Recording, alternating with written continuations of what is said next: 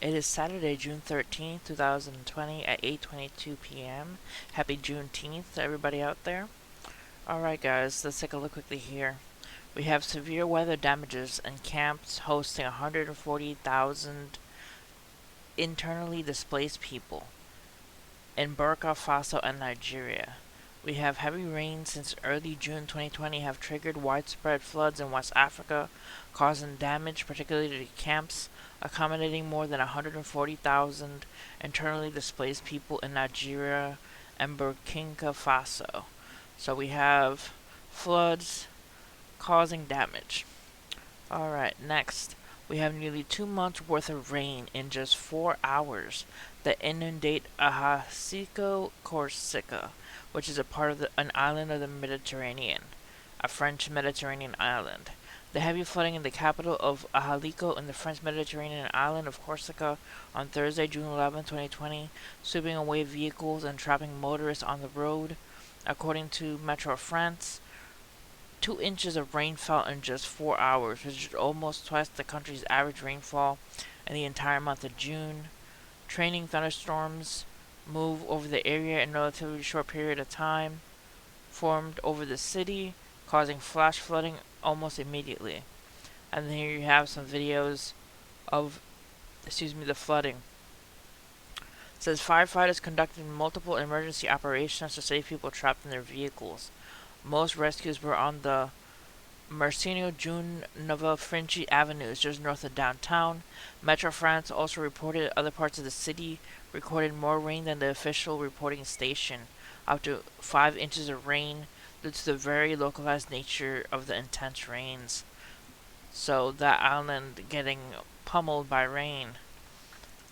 Also, more than 2.6 million affected by deadly floods and mudslides in southern and central China. Widespread floods and mudslides since June 1st, 2020 have affected more than 2.6 million people in China's southern and central regions, resulting in an increasing number of fatalities and damages. As of June 11th, at least 13 people had died, 2 were still missing, and approximately 230,000 have been displaced. Amongst the provinces affected are Guangdong, Guangxi, where 6 deaths and 1 missing were reported, in Hunan, where 7 were known to have died and 1 person is still missing. Heavy rains damaged 26,400 acres of crops and more than 2,800 houses in the mountainous province. So pretty much a lot of damage with the rain all over the place. Alright, also, world of the brink of the worst food crisis in 50 years, the UN warns. The UN has warned that the world is on the verge of the worst food crisis in at least 50 years, as a recession following the COVID-19 pandemic may put basic nutrition beyond impoverished people's reach. The organization has urged governments to take prompt action to prevent further disaster, as 49 million more may fall into extreme poverty due to the outbreak. Food systems are failing and the pandemic is mitigating the situation, said the UN Secretary General Antonio Guterres on June 9, 2020. Unless immediate action is taken, it is increasingly clear that there is an impending global food emergency that could have long-term impacts on hundreds of millions of children and adults. Although harvests of crops are holding up to export bans and protections have been largely avoided so far, the worst of the pandemic impacts and the recession that will follow is yet to be felt.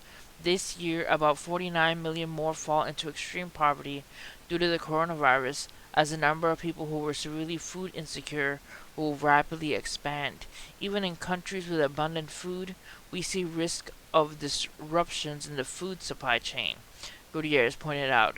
We need to act now to avoid the worst impacts of our efforts to control the pandemic. The Secretary General plotted a 3-point plan to restore the world's ailing food systems and avoid further harm. I'll leave the link for this article. I looked up food shortage to see what popped up, and it says coronavirus outbreaks at U.S. food plants raise specter of more food shortages. So there's apparently sparked grocery shortages, and even as the situation eases, more shortfalls in individual food items and ingredients are more likely to be short. Also, I looked at this article. Worry over food stocks. U.S. food markets stock up on ingredients in case of another coronavirus surge. Hoarding cash during a pandemic might seem prudent, but America's packaged food companies are finding it better to stock up on stuff they can sell. Businesses are spending on new materials like oats and sugar so they can maintain production in case supplies lines get disrupted or imports are held up.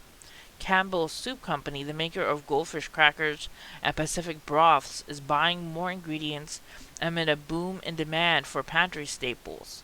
Bubbles, Boulder, Colorado-based producer of snack bars and toaster pastries, has stocked up on organic oats, sugar, and coconut oil. Chief Executive T.J. McIntyre said in an interview, "We just wanted to have an insurance plan for our business. If we ran out of oats, we'd be in trouble." He said it is a first-time situation like this pandemic. There's a lot of questions we can't answer. His company is currently buying about 50% more of its main ingredients. This affords an extra 90 days to solve any potential supply chain hiccups. So the companies that basically give food to people are basically stockpiling and buying food and storing it. And that's exactly what we should be doing as people in homes right now. We should be stockpiling rice, stockpiling beans, stockpiling canned foods, and foods that you can stock away and store that will last a long time on the shelves. These are our backup foods, and then you can have your regular groceries that you use every day or from week to week. But like have a backup of non-perishable foods that you can have. I have freeze-dried foods. I have canned foods. I even have ramen noodles. Like just stock up on anything you can to just in case of an emergency. Alright guys, that's it for this video. Hit like and subscribe for more news, and see you guys next time. Stay safe and God bless.